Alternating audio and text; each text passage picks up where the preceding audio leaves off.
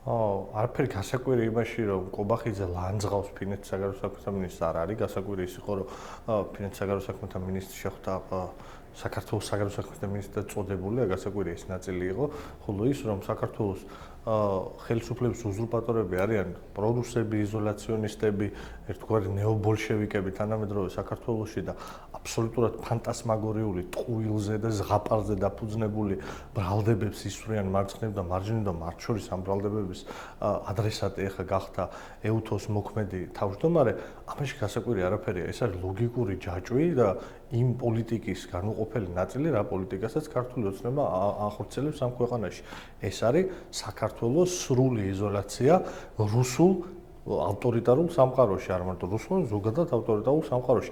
ჩვენ ძალიან მძიმე ფაზაში შევედით ჩვენი სახელმწიფოს განვითარების და ყველას უნდა ესმოდეს, რომ ერთი ნაბიჯია აქედან და დიპლომატების გაძევებაზე, საზღვრის დაკეტვაზე. ეს ყველაფერი რეალობა, არაფერი არ არის რაღაცა ჰიპოთეტური. საზღვრიც დაკეტილია ფაქტიურად, ადამიანები შიგნით და გარეთ უშვებენ კგბ-ს კონტროლის ქვეშ.